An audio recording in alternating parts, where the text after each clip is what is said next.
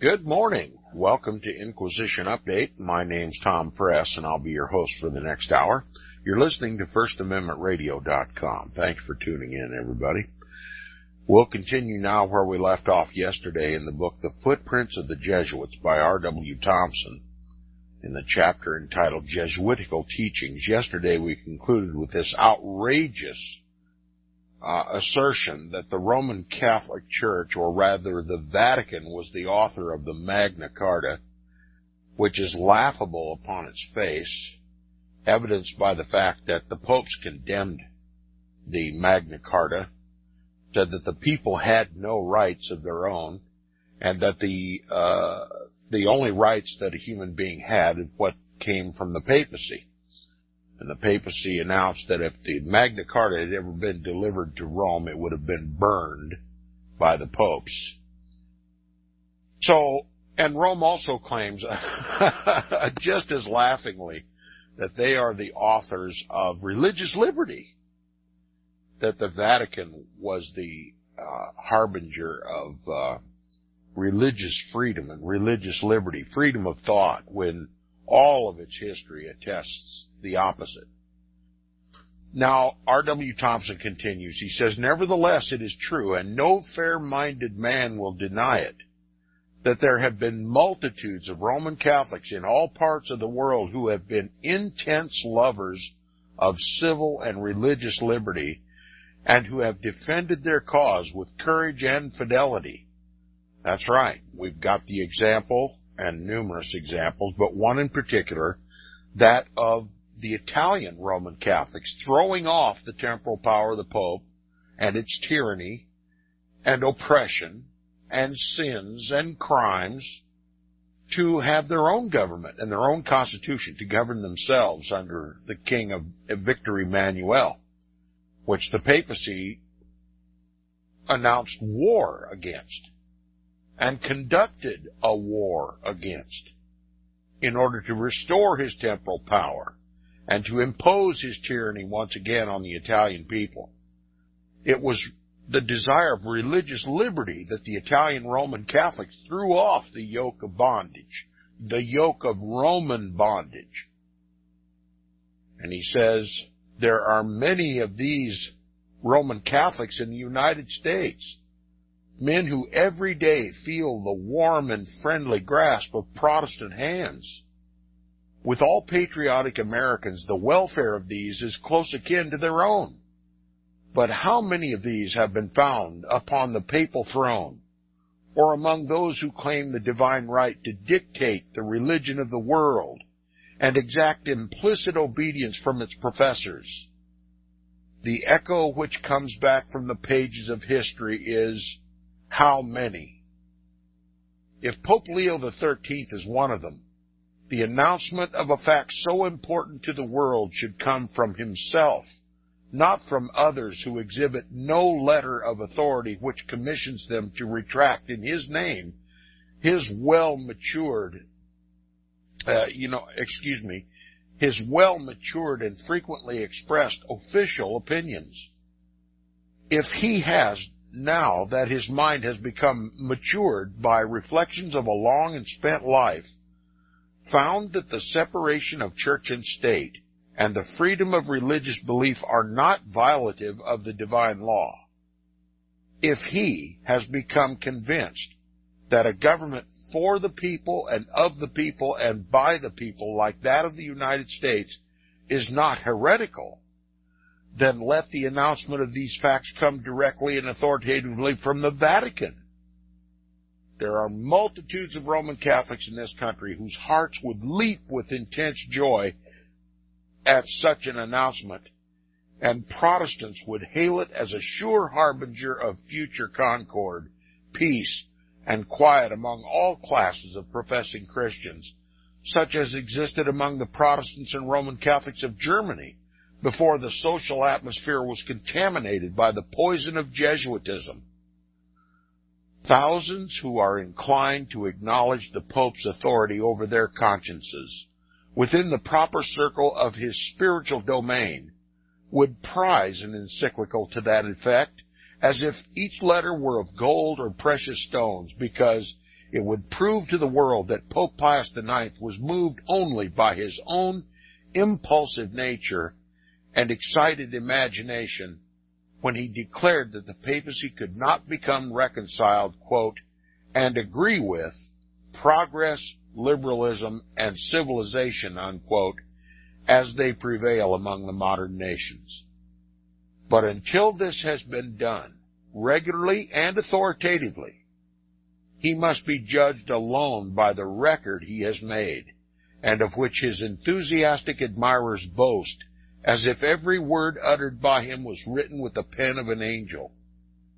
If the Protestants of the United States still find in these either an open or concealed attack upon the most cherished principles of our government, the separation of church and state, the freedom of religious belief, the freedom of speech and of the press, the popular right of self-government, they cannot be rightly accused of intolerance when they announce their determination to stand by and maintain these principles to the last. This they must and will do, says R.W. Thompson, as their fathers did before, against all the combined powers of the world, no matter from what arsenals their adversaries shall draw their weapons. Nor shall they forget that, quote, eternal vigilance is the price of liberty, unquote.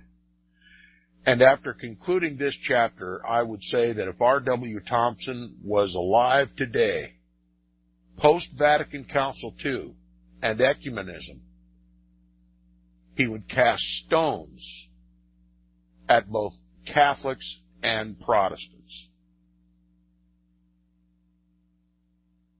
Eternal vigilance is the price of liberty. It says nothing about ecumenism. Now, chapter 23 of the book is entitled Papal Infallibility. This gets right to the root of the problem. This gets right to the root of the New World Order. He says there are few things so important to the people of the United States as that they shall intelligently understand what consequences will inevitably follow the successful termination of Monsignor Satoli's mission to this country in his capacity as Deputy Pope. If he shall succeed in breaking down our system of common schools, or in drawing away from them all the children of our Roman Catholic citizens, and in the general or partial substitution of the papal for the American system of education, what will follow? What will follow? There is but one answer to this question, which is that religion will be taught in the schools. Not the religion of Jesus Christ, or the apostles, or the martyrs, or that which prevailed throughout the Christian world for the first 500 years of our era, up until the fall of the Roman Empire, but that which originated in the ambition of emperors and popes and culminated in such a union of church and state as required that the popes should be temporal monarchs with plenary power to rule over the consciences of mankind. That is what Pope Leo XIII is striving after, and what he has sent Monsignor Satoli to the United States to accomplish. And it was to achieve this that Pope Pius VII united with the arbitrary monarchs of the quote-unquote Holy Alliance and reestablished the Jesuits. And Pope Pius IX forced through the Vatican Council of 1870 the decree which declares that all the popes who have ever lived and all who shall hereafter live are and must be absolutely infallible. This doctrine of papal infallibility, therefore, is hereafter to constitute the great fundamental feature in every system of Roman Catholic education, the central fact from which all intellectual culture shall radiate, as the rays of light do from the sun. What it is requires no learning to explain, and what effect it will have upon our institutions, if taught in all our schools, it does not require the spirit of prophecy to foretell. That it would undermine and destroy them is as palpable as that poison diffused throughout the body will, if not removed, produce death. R.W. Thompson has just laid out the consequences of allowing the papacy to assert its so-called divine right upon the world. What R.W. Thompson seems at this point to be intimidated in saying, I will say plainly, what the decree of papal infallibility bodes for the world is a global inquisition. R.W. Thompson suggests what this decree of papal infallibility would result. He says what it is requires no learning to explain. In other words, an idiot can understand this. What it requires, what will result from the Universal Declaration of Papal Infallibility, what it is requires no learning to explain, and what effect it will have upon our institutions, our Protestant institutions. If taught in all of our schools, it does not require the spirit of prophecy to foretell. In other words, you don't need to be a Bible scholar to understand what will result from the universal acknowledgement of the Pope to be infallible. It means a global monarchy. He says that it would undermine and destroy them is as palpable as that poison diffused throughout the body will, if not removed, produce death. It's a death that's coming. If the Pope asserts his infallible status, both over spiritual and temporal things, then every man, woman, and child must acquiesce to papal teaching. And if not, be exterminated. Just a global repeat of all the crusades throughout history, all the inquisitions throughout history. Without using the terms, R.W. Thompson has just described the New World Order and the consequences if the world rebels against the papal tyranny. He says you don't need to be a prophet to understand what the consequences of this will be. You don't even have to be learned. Common sense dictates that this will be the end. Global war.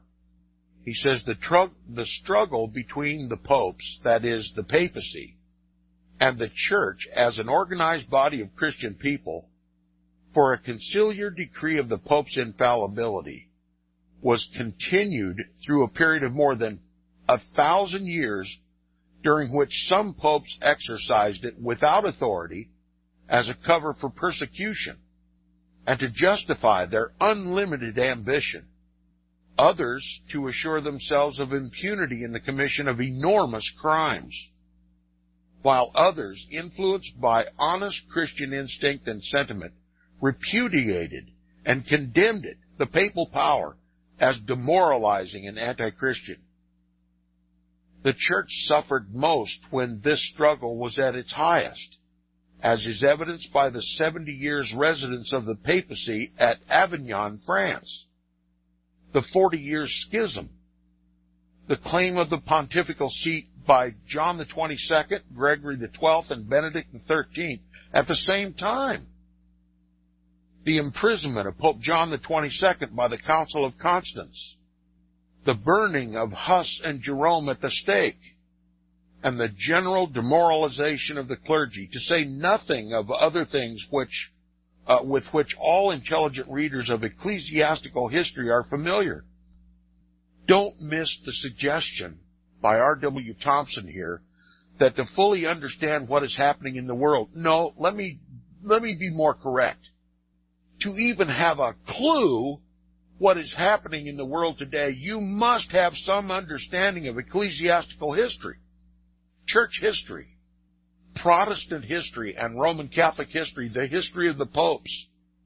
This is what has been written out of our history books. This is what has been written out of our church libraries. This ecclesiastical history that we cover here on Inquisition Update is vital to the understanding of every American to assess what is happening in this world today. R.W. Thompson is plainly suggesting that if Protestants are not diligent, if they ever become indifferent, if they ever, God forbid, join hands with the Roman Catholic Church under the authority of the papacy, all hell is going to break loose in this world. Now, if you think that I've overstated what R.W. Thompson is suggesting, I suggest to you that you haven't paid close enough attention to what R.W. Thompson has been teaching us throughout this book. And we're seeing it. Facts on the ground. Talk about a new world order. Talk about a global governing body for economics, banking. Talking about a global legislative body, the United Nations. Talking about a global militia, the United Nations.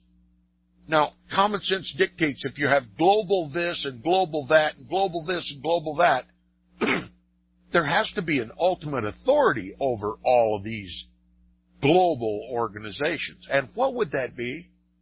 If it's not the papacy, I am stymied to come up with another answer. R.W. Thompson is literally predicting in 1880 what we're seeing in the world today. He says, when the church recovered from these and other afflictions, it would be tedious to enumerate. It was done by the influence of the good and unambitious popes, together with that of the great body of its members who combined to rebuke the claim of a papal infallibility, because it was founded upon the vain assumption. Let me correct R.W. Thompson and say it is founded upon the blasphemous assumption that a mere man with the passions and impulses of other men was the equal of God in wisdom and authority. When this decree was obtained by Pope Pius IX from the Vatican Council 23 years ago, the Jesuits won their proudest triumph since their restoration. It made no difference with them or with Pope Pius IX or with their obedient followers that Pope Clement XIV was decreed to have been also infallible when he suppressed and abolished the Jesuits by a solemn pontifical decree, reciting how they had disturbed the peace of the Church and of the nations by their multitudinous iniquities, nor how one act of infallibility could be set aside and abrogated by another. Not even a single thought was incited by so inconsequential a matter as this, because everything was centered in the great object of achieving a triumph over liberalism and modern progress, better known as Protestantism, upon the Jesuit theory that, quote, the end justifies the means, unquote. Pope Pius IX was present in the council, and one of the enthusiastic defenders of the decrees afterwards gave full vent to his extraordinary imaginings by declaring that the souls of all present were, quote, overwhelmed by the brilliant effluence of the Sun of Righteousness and eternal truth, reflected today from one greater than Moses, the very vicar of Jesus Christ himself, unquote. That's what they said at the Vatican Council, First Vatican Council rather, of 1870. That the Pope, having now been decreed infallible, is one greater than Moses. That the Pope is now the very vicar of Jesus Christ himself.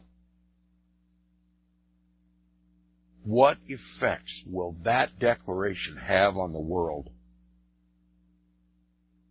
He says it is not surprising that an author like this should become the historian of such a council, but it is a little so that his book should have been published in this country about 2 years after, in a form so cheap as to assure it large distribution among our Roman Catholic population. The motive of this, however, manifestly was that the volume should become educational in the papal schools, to take the place of the histories which point out the advantages we have derived from Protestantism, and at the same time stamp the impression upon the minds of old and young alike that the Pope, as the only guardian and dictator of true Christian faith, is and must continue to be, no matter whether as a man he possesses good or bad qualities, a greater than Moses, because he is infallible and Moses was not. This character of the work is well established by the fact that among the deplorable evils of the time, it specifies the usurpation of the education of youth, quote, by unbelieving seculars, unquote, that is, by those who, notwithstanding their professions, know nothing of true religion because they are Protestants, and by the further fact that the chief remedy for these evils pointed out by him is the establishment of the Pope's sovereign power over the world, and by the still additional fact that when referring to those Roman Catholics who live under the protection of Protestant institutions, he adds, quote, the Church has ever regarded it as a matter of importance that the laws of those civil powers to which her spiritual children are subjected should be formed in perfect accordance with her own laws. That is, quote, unquote, that is, that as the Pope has at last, after more than 1,000 years of hard struggle, been decreed to be infallible, they shall not be considered by, quote unquote, the faithful as binding. That is, our laws, our Protestant laws, should not be considered by the Roman Catholic faithful as binding upon their consciences unless approved by him. So here you have, because of the decree of papal infallibility, treason is now the moral and spiritual obligation of every Roman Catholic in this country. Because of papal infallibility decreed in the First Vatican Council of 1870, the consequence of that decree makes every Roman Catholic a potential treason against our very form of government, against our rights, against our Constitution, against the Declaration of Independence, against our entire way of life. That's how it's taken by true Roman Catholics. We'll be back right after this.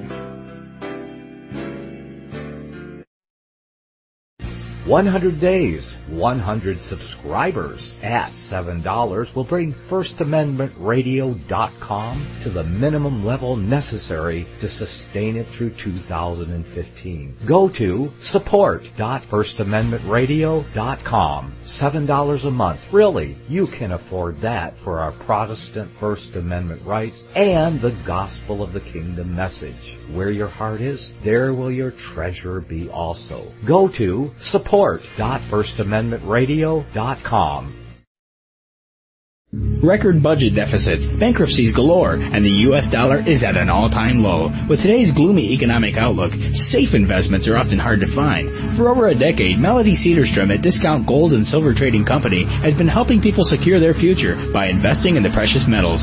Melody has the honesty, integrity, and experience that is often lacking in the precious metals business. Let her put it to work for you. Call Discount Gold and Silver Trading at 800-375-4188. That's 800-375-4188.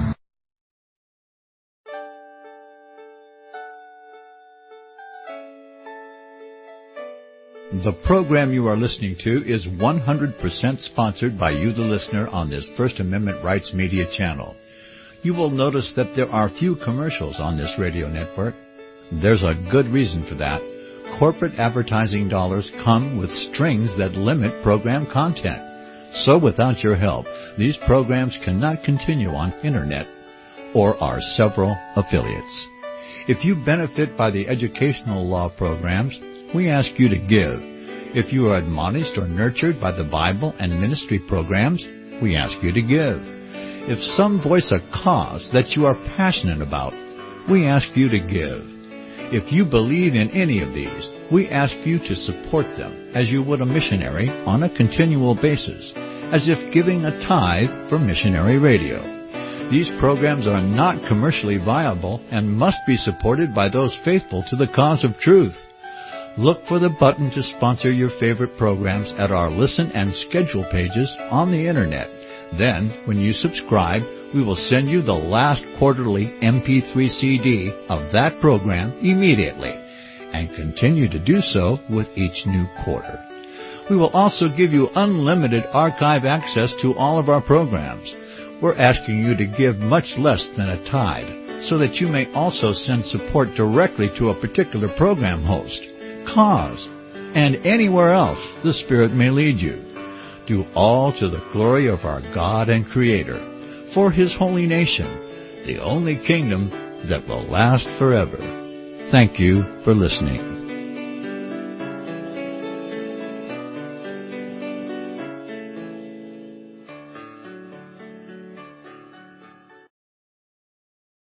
Visit crosstheborder.org, CROSS, crosstheborder.org, to get your print, EPUB, or PDF version of the book, The Rapture Will Be Canceled. That's crosstheborder.org. I know you all want answers, and believe me, so do I, and I'll do my best to get them. Despite Nicolas Cage's promise to do his best to get left behind rapture answers for us, don't hold your breath.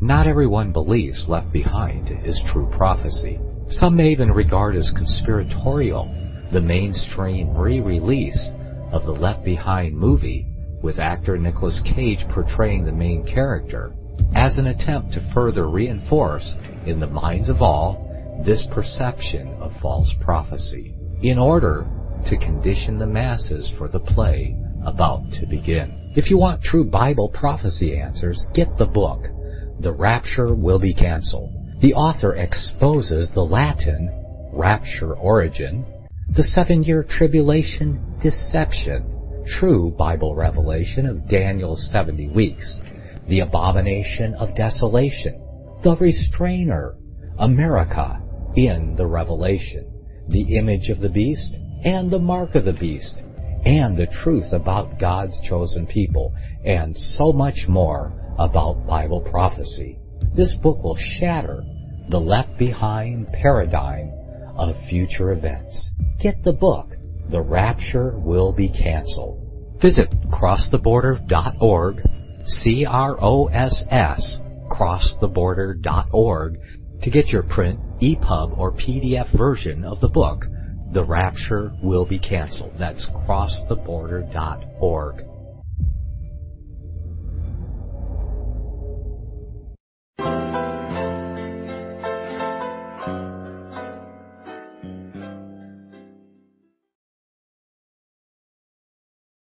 Okay, we'll continue where we left off before the break.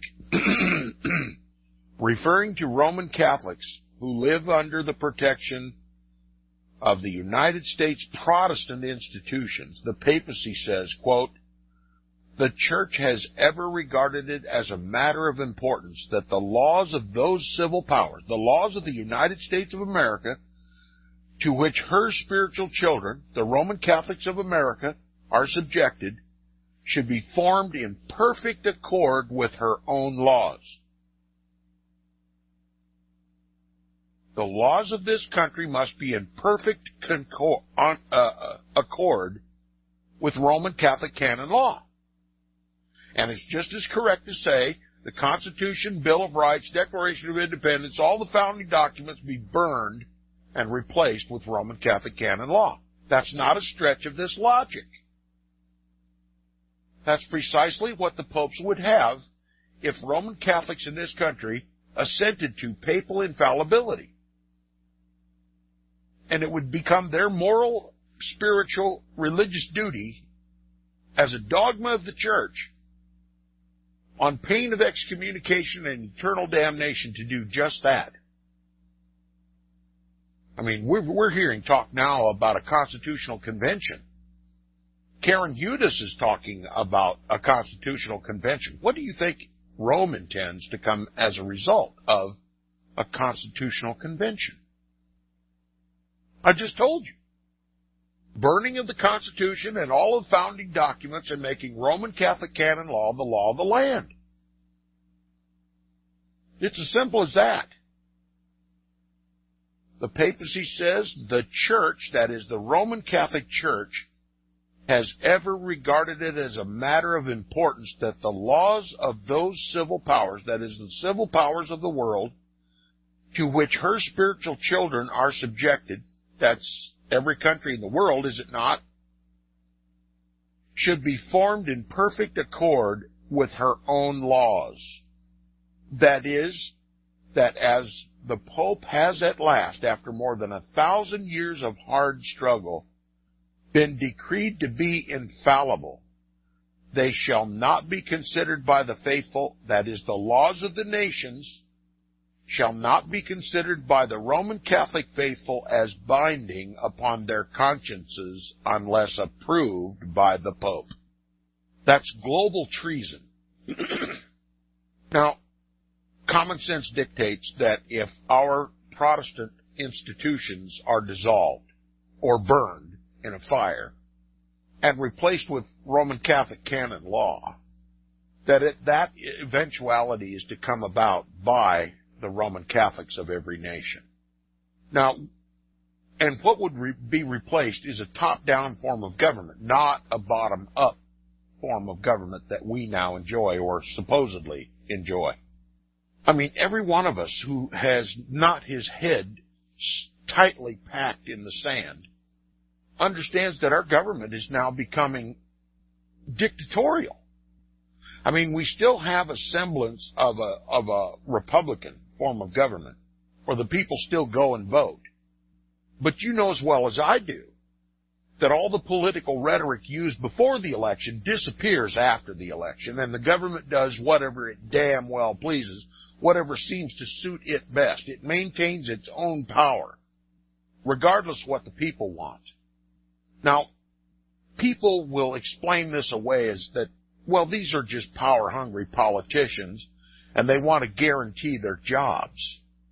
So they give more and more and more authority to themselves, more and more privilege to themselves, more and more immunity to themselves, while imposing, well, taking away our freedoms and our wealth and everything else.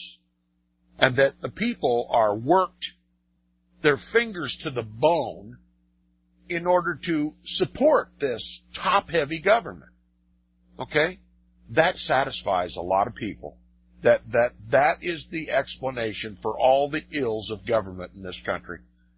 But stop and think for a moment, what if R.W. Thompson is correct? That this replacement of our liberties with tyranny, stop and think for a minute that might be religiously motivated. You see, that opens up a whole nother can of worms. And this is exactly what R.W. Thompson is predicting. These aren't just power-hungry politicians that want to guarantee their jobs. No, they're following a moral, spiritual, religious dictum that they get from the Vatican. Your liberties are not being lost by those who just love to tyrannize. No, they're being removed to conform this country into the image of the beast. Your Bible is your most reliable predictor of the future. Revelation chapter 13. I mean, I used to talk to people on amateur radio that insisted that the Bible is just written by men. Well, if so, how is it fulfilled so perfectly if it's not divine? The Pope has, after more than 1,000 years of hard struggle, been declared infallible, godlike. And most Americans, even Roman Catholics, kind of laugh it off. But this papal infallibility is believed at the Vatican. And the Vatican acts on that belief and demands that Roman Catholics stand up for the papacy and overthrow popular forms of government and to transform them into beasts in the very image of the papacy. That is what's happening in America. Take all the other explanations, just throw them in the trash. He says, and then establishing it as the foundation stone upon which the superstructure of the papal system rests, that the Church, quote, has ever proved herself the most powerful bulwark of the temporal power of temporal princes, unquote, he proceeds to instruct those who had not then learned what was meant by the Pope's infallibility, in what sense the Church expected them to accept it. His words would sink deeply into the mind of every citizen of this country who desires to know what principles of government would be instilled into the minds of American youth if Monsignor Satoli and his Jesuit allies should succeed in destroying our common schools and substituting for them parochial or religious schools. Here is what he says. Listen carefully. Quote, the Church, now we're speaking of the Roman Catholic Church, the Church may not wish to interfere in the purely secular concerns of other states or in the enactment of purely secular laws for the government of foreign subjects, but she claims a right divine, to prevent any secular law or power being exercised for the injury of religion, the destruction of morals, and the spiritual ruin of her children. She claims a right to supervise such laws, to support their use, if salutary, to control their abuse. In the domain of morals, it is the province of the Church to reign. Wherever there is moral responsibility, it is her prerogative, by divine commission, to guide and to govern, to sanction, that is, to punish, to command, or to condemn, to reward merit, and to punish moral delinquency, unquote. That's what the Church says her role is in the world. That's what the Vatican says its role is in the world. That's what the Pope claims to be his divine prerogative.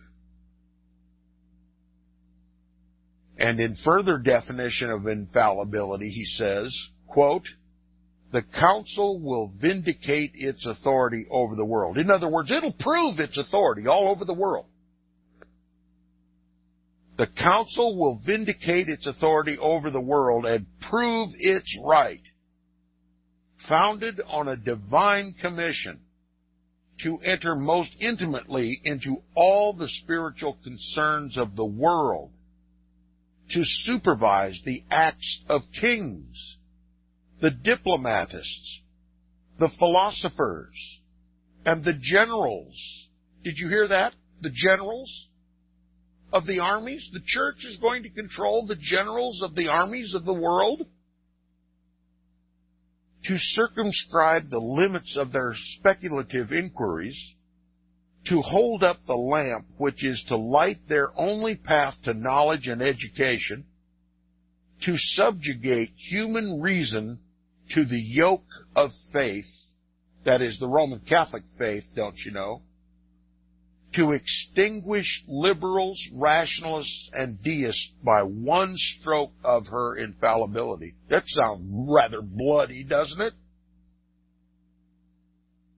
Infallible dogma is a brilliant light which every intellect must recognize, whether willingly or reluctantly, says the Church. The Church claims its right to enter the world's domain and recognizes no limits but the circumference of Christendom.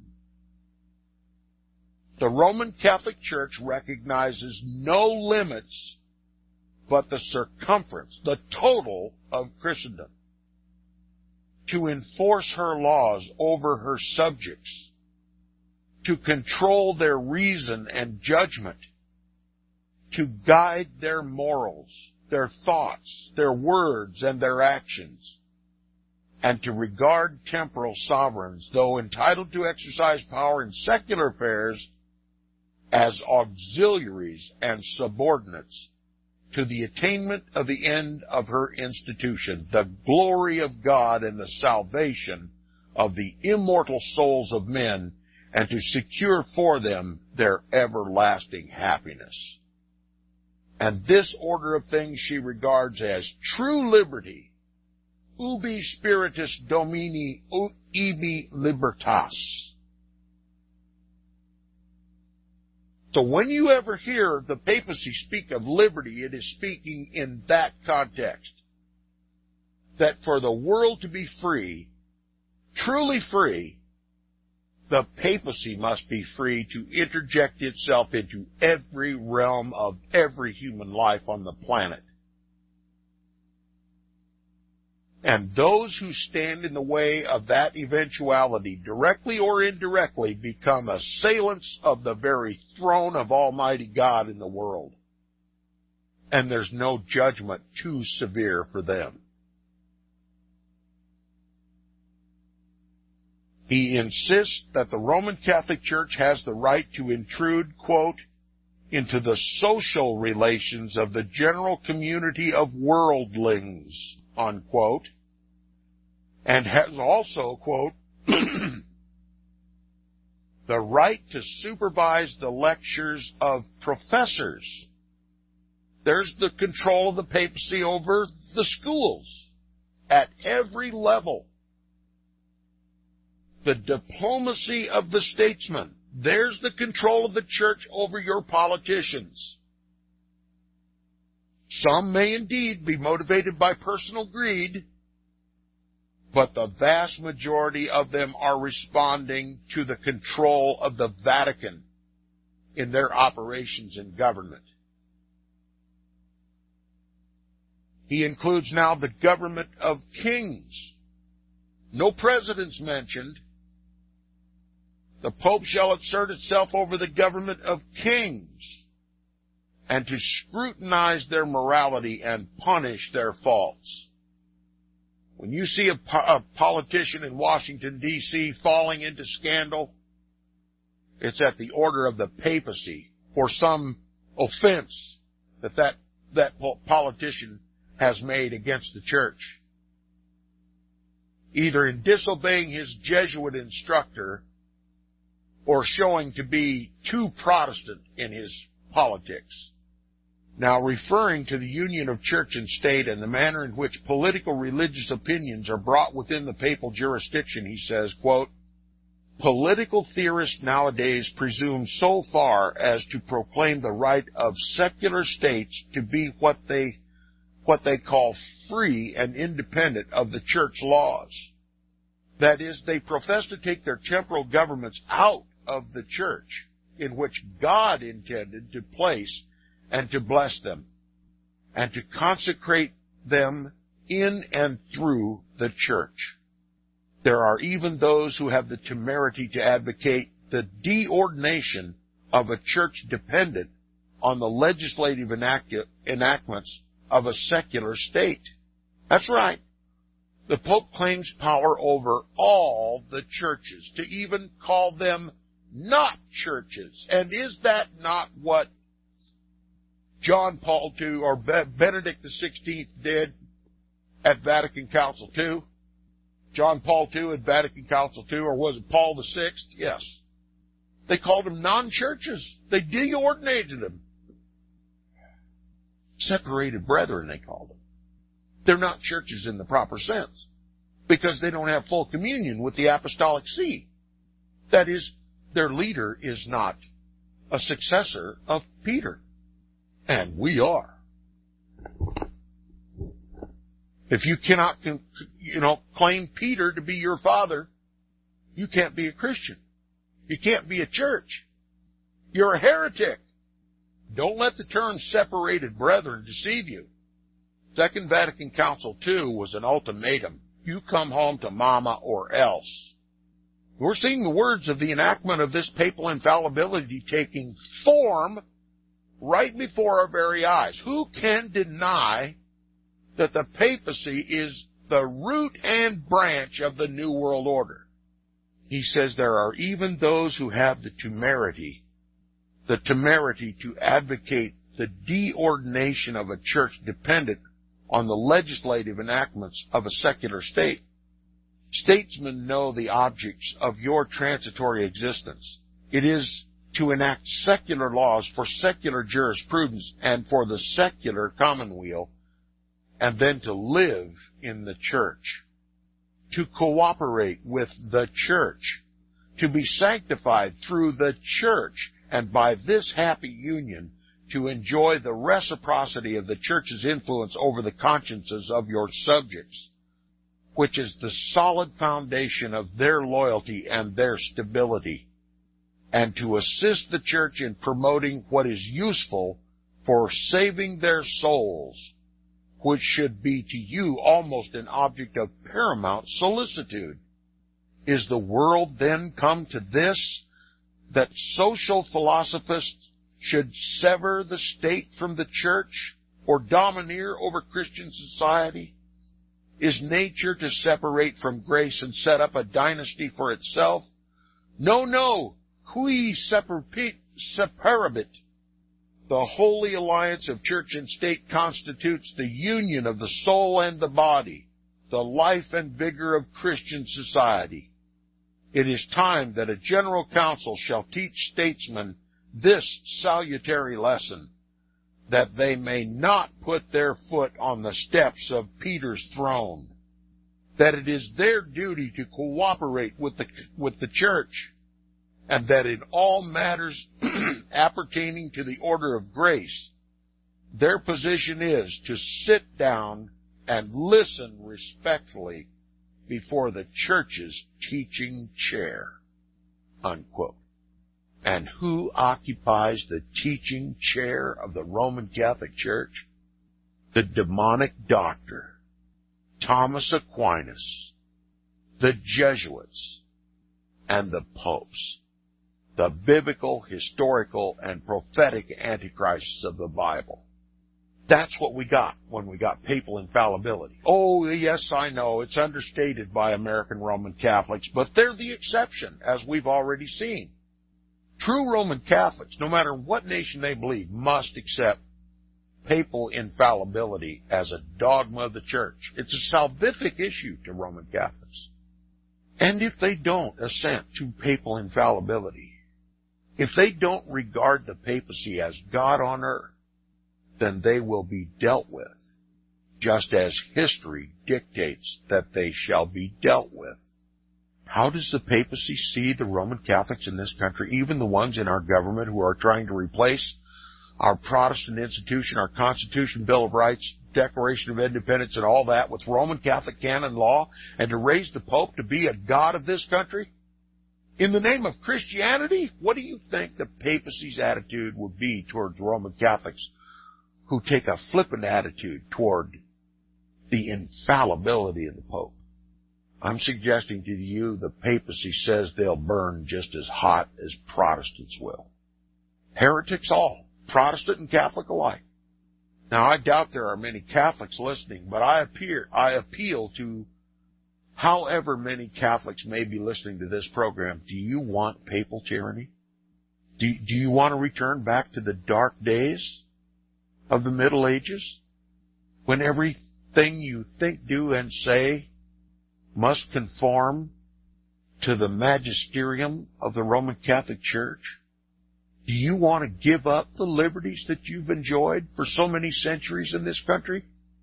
Liberties that were gained and enjoyed by you through Protestant blood? How much of your church teachings go against your conscience? How many of your church teachings go against the written Word of God to which you have been made familiar in this country? Do you see in any human being the divine quality of infallibility, especially given the history of your popes, even the current one? And would you dare subject us all to his supposed infallibility? I'm warning Protestants and Catholics alike. If you see any attempt in this country for a constitutional convention, you can kiss our Protestant institutions and our Protestant liberties goodbye. Constitutional convention may seem to be, to most people, the only solution to our problems. And if there's to be a new constitution for this country, the only right choice is that that constitution be the King James Version of the Bible.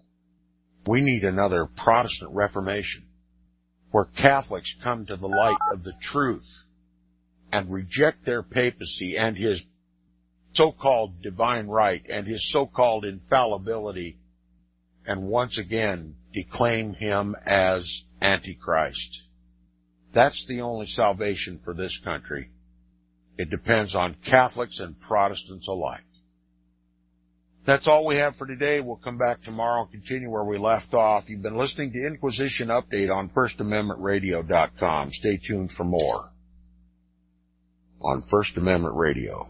First Amendment, freedom of speech. Who would give that up?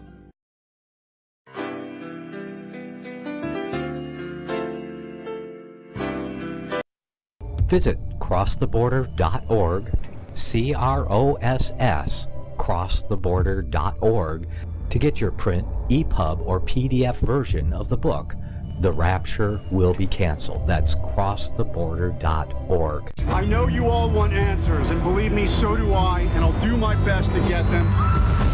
Despite Nicolas Cage's promise to do his best to get left behind rapture answers for us, don't hold your breath. Not everyone believes Left Behind is true prophecy. Some may even regard as conspiratorial the mainstream re-release of the Left Behind movie with actor Nicolas Cage portraying the main character as an attempt to further reinforce in the minds of all this perception of false prophecy in order to condition the masses for the play about to begin. If you want true Bible prophecy answers, get the book, The Rapture Will Be Canceled. The author exposes the Latin rapture origin, the 7-year tribulation deception, true Bible revelation of Daniel's 70 weeks, the abomination of desolation, the restrainer, America in the Revelation, the image of the beast and the mark of the beast, and the truth about God's chosen people, and so much more about Bible prophecy. This book will shatter the Left Behind paradigm of future events. Get the book, The Rapture Will Be Canceled. Visit crosstheborder.org, CROSS, crosstheborder.org, to get your print, EPUB, or PDF version of the book, The Rapture Will Be Canceled. That's crosstheborder.org.